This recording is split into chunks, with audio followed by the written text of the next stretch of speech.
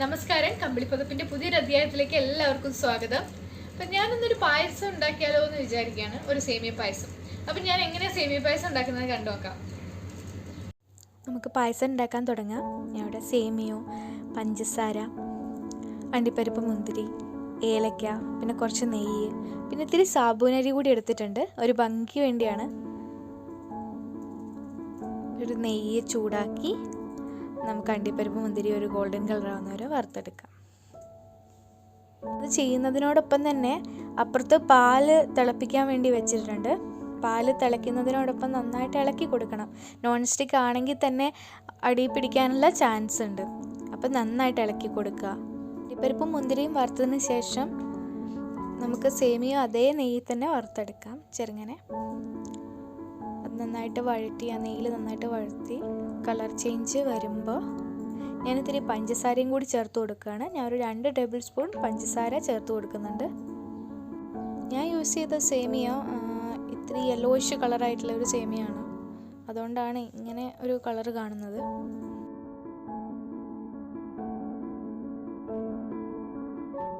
വെട്ടി മാറ്റി വെച്ചതിന് ശേഷം നമുക്ക് സാബൂനരി വേവിക്കാം. ഒരു കൊഴുപ്പിന് വേണ്ടിയും പിന്നെ ഒരു ഭംഗിക്കും വേണ്ടിയാണ് നമ്മൾ സാബൂനരിയൊക്കെ ആഡ് ചെയ്യുന്നത്. അത് സ്കിപ്പ് ചെയ്യാവുന്ന സ്റ്റെപ്പാണ് ആക്ച്വലി.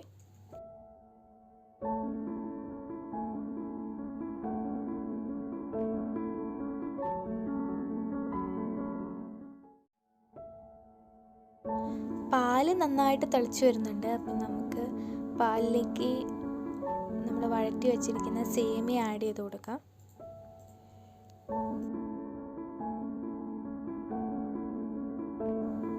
സേമിയ ആഡ് ചെയ്ത് നന്നായിട്ട് ഇളക്കി കൊടുക്കാം. ആ ഇളക്കി കൊടുത്തതിന് ശേഷം നമുക്ക് പഞ്ചസാര കൂടി ആഡ് ചെയ്യാം.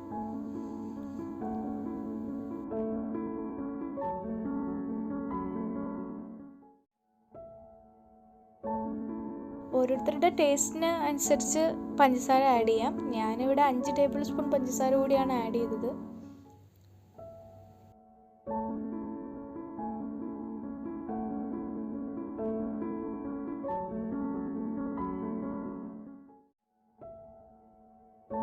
ശേഷം നമുക്ക് ഏലക്കാപ്പൊടി കൂടി ചേർത്ത് കൊടുക്കാം. എന്നിട്ട് നന്നായിട്ട് ഇളക്കാം.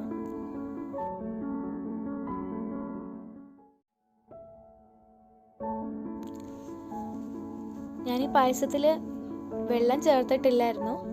അപ്പോൾ അതുകൊണ്ട് തന്നെ ഞാൻ സാബൂനരി തിളപ്പിച്ചിട്ടുള്ള ആ വെള്ളവും പിന്നെ ആ സാബൂനരി ഒരുമിച്ചാണ് ഇതിലേക്ക് ചേർക്കണേ.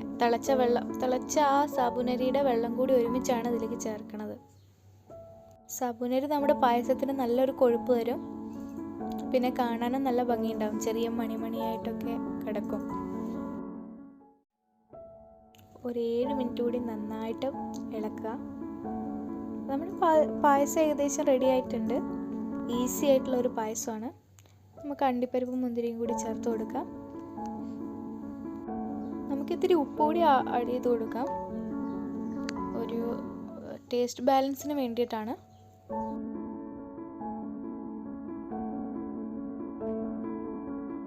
സ്റ്റവ് ഓഫ് ആക്കിയതിന് ശേഷം 15 മിനിറ്റ് നമുക്ക് അടച്ചു വെക്കാം. അപ്പം പായസം നന്നായിട്ട് കുറുകി വരും. നമ്മുടെ സേമിയ പായസം റെഡിയാണ്. അപ്പം നമുക്ക് സെർവ് ചെയ്യാം.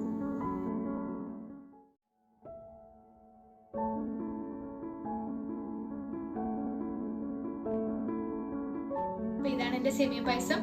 എല്ലാവർക്കും വീഡിയോ ഇഷ്ടപ്പെട്ടു എന്ന് വിചാരിക്കുന്നു. അപ്പോൾ സബ്സ്ക്രൈബ് ചെയ്ത് സപ്പോർട്ട് ചെയ്യുക. കൂടെ ആ ബെല്ലൈക്കണും കൂടി അമർത്തുക. അപ്പോൾ അടുത്ത വീഡിയോ വരേക്കും ബൈ.